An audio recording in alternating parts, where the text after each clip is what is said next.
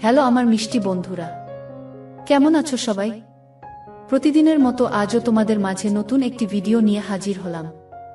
আজ তোমাদের বলবো আমার নিজের আপন ছেলে ও মেয়ের সাথে আমার জীবনের অসাধারণ একটি সত্যি গল্প। আমি 100% গ্যারান্টি দিয়ে বলতে পারি আজকের ভিডিওটা দেখার পর তোমাদের পানি চলে আসবে। তাই তোমাদের অনুরোধ করছি সম্পূর্ণ ভিডিওটি দেখার।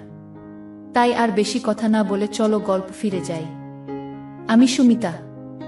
আমি 42 বয়সী একজন বিধবা নারী। আমার স্বামী একজন ট্রাক ড্রাইভার ছিলেন। আমার 2 সন্তান আছে।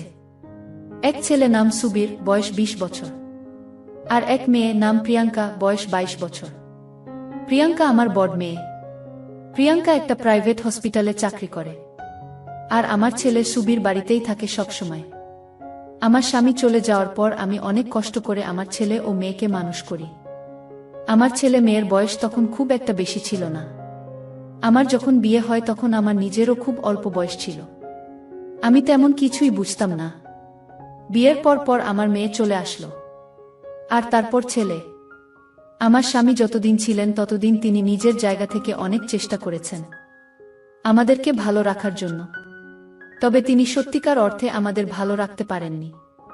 আমি নিজেও কখনো আমার স্বামীকে তার দুর্বলতা সম্পর্কে বলিনি, কারণ আমি নিজেও কখনো আমার স্বামীর মনে আঘাত দিয়ে কিছু বলতে চাইনি। আমার স্বামীর একটু বয়স বেশি ছিল। আমি মাঝে মাঝে আপন মনে ভাবতাম যে আমি হয়তো নিজের জীবনে অনেক ভুল করেছি। তা না হলে আমি কখনো এমন বয়স্ক লোককে বিয়ে করার কথা চিন্তাও করতে পারি না। মাঝে মাঝে ইচ্ছেও করত আমার স্বামীকে ছেড়ে দিতে, তবে সন্তানের কথা ভেবে আর ছাড়া হয়নি। তবে আমার মাঝে সব সময় বিষয়টা কাজ করত। দেখতে দেখতে সময় চলে যেতে লাগলো। একদিন আচমকা আমার স্বামী নিজেই আমাদের ছেড়ে চলে যায়। আমার স্বামী চলে যাওয়ার পর আমি ভীষণ রকম একা হয়ে যাই। আমার কোনো কিছুই কেন যেন ভাল লাগতো না। আমি রোজ রাতে স্বপ্ন দেখতাম আমার জন্য এক রাজকুমার আছে, কিন্তু সেই রাজকুমারটা আসলে কে সেটা আমি জানতাম না। রোজকার মতো আজও আমি দুপুরে রান্না করছি। এমনিতেই এখন খানিক গরম পড়েছে, তার উপর রান্না করতে আসলে আমি এমনিতেই ঘেমে যাই। আমি রান্না করতে করতে ঘেমে একদম ভিজে গেছি। আরো কিছু সময় রান্না করার পর আচমকা আমার কেন যেন মনে হলো আমাকে কেউ দেখছে। আমি পেছন ফিরে তাকাতে দেখতে পেলাম আমার ছেলে সুবীরকে। আমি সুবীরকে রান্নাঘরে দেখে খানিক অবাক হলাম, আর তাকে জিজ্ঞেস করলাম, কি রে খোকা, এখানে কি করিস? কিছু কি বলবি? আমার কথা শেষ হতেই সুবীর আমাকে বলল, মা তুমি তো একদম ঘেমে ভিজে গেছা, আমি কি তোমার সাথে কাজ করব? আমি দেখে বললাম, না খোকা, আমি নিজেই কাজ করতে পারবো, তুই গিয়ে পড়াশোনা করে। সুবীর আমার কথা শেষ হতেই আমার দিকে খানিক এগিয়ে আসছিল, আর আমাকে বলল, মা এখন আমি পড়ব না, তোমাকে একটু সাহায্য করব। আর তুমি আমাকে একদম বারণ করো না, তুমি নিজের কেয়ার তো একদমই করে না, তাই আমি যখন তোমার কেয়ার করছি তখন তুমি আমাকে বারণও করছো পারবেন না। এই বলে আমার ছেলে সুবীর আমার সাথে হাতে হাতে কাজ করতে লাগলো। আমি আর কি বলবো? যেখানে সুবীর নিজেই আমার উপকার করতে চাইছে, সেখানে তাকে বারণ করা বা বাধা দেওয়াটা মোটেও উচিত হবে না। আমিও সুবীরের সাথে গল্প করতে করতে সকল কাজ করে নিলাম। সকল কাজ শেষ করে আমি চলে গেলাম স্নান করতে। স্নান করে নিজের ঘরে এসে ফ্রেশ হয়ে নিয়ে খাবার খেয়ে নিলাম। সন্ধ্যার দিকে আমার মেয়ে প্রিয়াঙ্কা হসপিটাল থেকে বাড়ি ফিরল। প্রিয়াঙ্কা বাড়ি ফেরার পর বেশিরভাগ সময় আমার ছেলে সুবীরের সাথে আড্ডা দিয়ে সময় কাটায়। আমিও এই বিষয়টা নিয়ে অনেক খুশি, কারণ আমার ছেলে মেয়েরা বাহিরের কোনো ছেলে মেয়ের সাথে কথা বলে বা আড্ডা দিয়ে কোনো ঝামেলায় পড়ে না। তারা 2 ভাই বোন মিলেমিশে থাকে। কথায় আছে না, এক মাঝে থাকে শক্তি। এমন করেই যদি আমায় সুবীর আর প্রিয়াঙ্কা মিলেমিশে সব সময় থাকে, তবে আমার আর কোনো চিন্তা থাকবে না। রাতের দিকে আমি নিজের ঘরে বসে সিরিয়াল দেখছিলাম।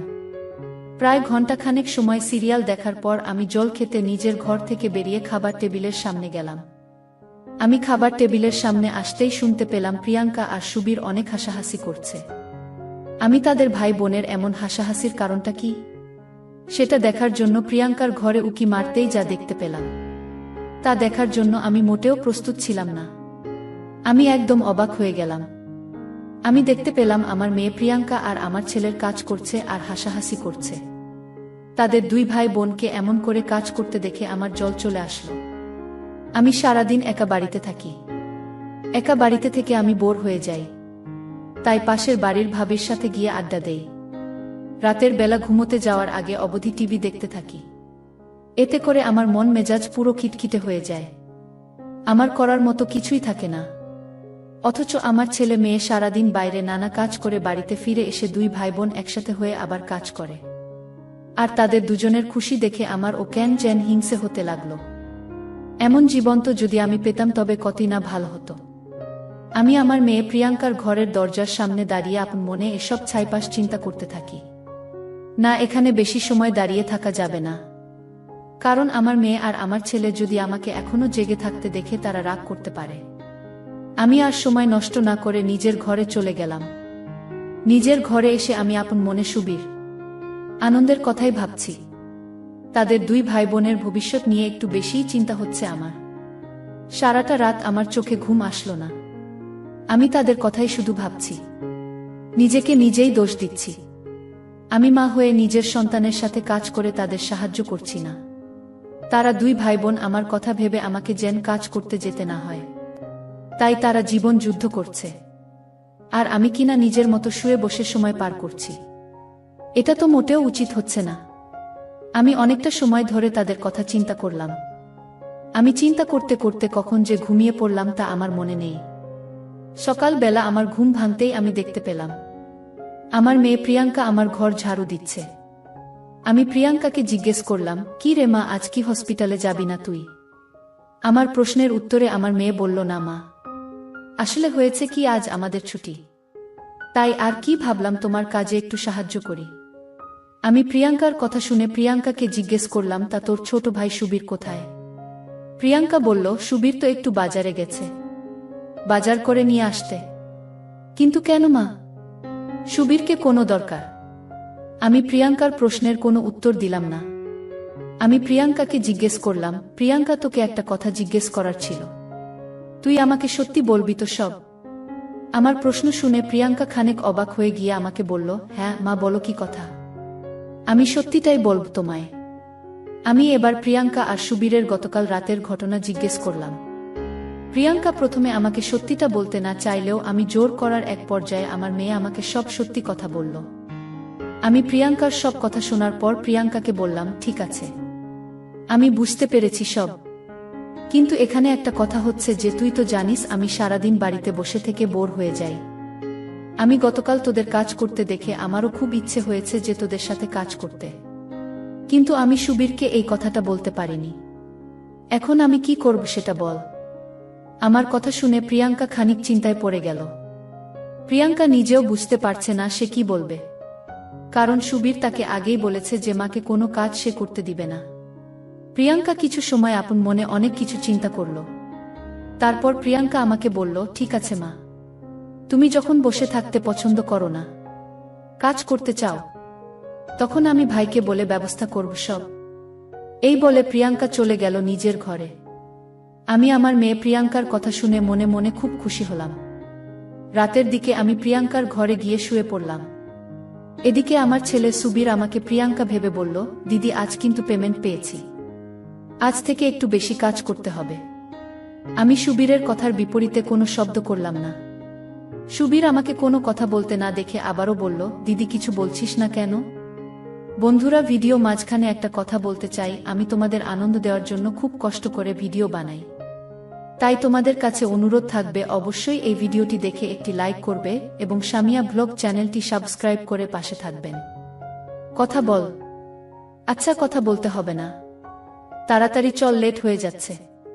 এই বলে সুবীর আমার হাত ধরতেই আমাকে দেখে খানিক চমকে উঠল। সুবীর আমাকে দেখে আমাকে প্রশ্ন করল, মা, তুমি এখানে কি করছা?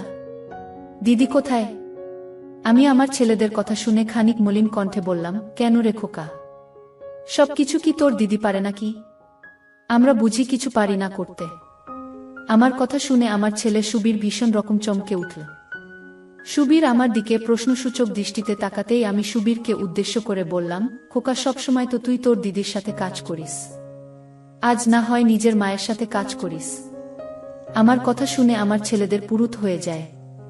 সুবীর আপন মনে কিছু একটা চিন্তা করতে থাকে। সুবীর আর আমার কথা বলার মাঝেই আমার মেয়েও চলে আসে। আর আমার মেয়ে প্রিয়াঙ্কা সুবীরকে বলে, কি রে ভাই, মা যখন বলছে তখন বসে আছিস কেন? আমরা সবাই মিলে একসাথে কাজ করি।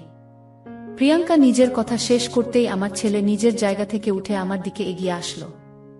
আর আমার মেয়ে প্রিয়াঙ্কার সামনেই আমাকে বলল, মা তোমার তো বয়স হয়েছে, এখন তোমার বিশ্রাম করার সময়। এখন যদি তুমি আমাদের সাথে পরিশ্রম করো তবে সেটা কেমন দেখায় না বলো? আমি এবার সুবীরের উপর খানিক লেগে গেলাম। আমি সুবীরকে বললাম, কি বয়স হয়েছে আমার? আমি এখনো কাজ করতে পারবো, আমার বিশ্রামের প্রয়োজন নেই। তুই আমাকে নিয়ে অনেক বেশি চিন্তা করিস, তাই তোর এমনটা মনে হচ্ছে।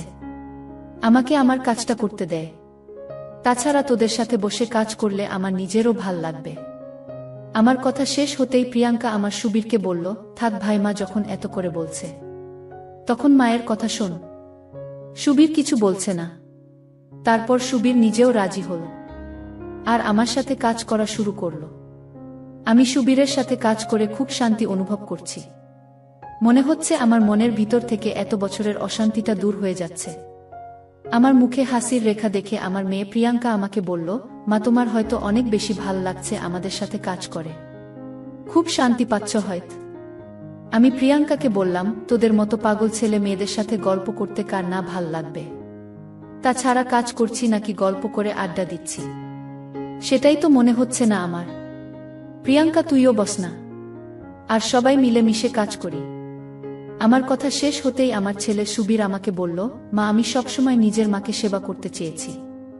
তোমার কষ্ট হবে এমন কোনো কাজ আমি তোমাকে করতে দেব না। তোমার যদি এখন কষ্ট হয় তবে আমাকে দয়া করে বলা। আমি সুবীরের কথা শুনে মুচকি হাসি দিলাম। মা ভক্ত অনেক ছেলে দেখেছি আমি, তবে আমার ছেলের মতো মা ভক্ত ছেলে আমি আর দ্বিতীয় দেখিনি। আমি সবসময় আমার ছেলেকে আমার আদর্শে মানুষ করেছি, হয়তো এটাই তার ফল। তারপর আর কি, আমি আমার ছেলে সুবীর ও মেয়ে প্রিয়াঙ্কাকে একসাথে নিয়ে অনেক কাজ করলাম। সত্যি পরিবার সামনের দিকে এগিয়ে যায় পরিশ্রমে। আমি আমার ছেলে মেয়ের মতো ভালো সন্তানের জন্যে, এটা ভাবতেই আমার মনটা খুশি হয়ে যায়। বিধাতা আমার কপালে এত সুখ রেখেছেন, সেটা আমার প্রত্যাশার থেকেও অনেক বেশি ছিল।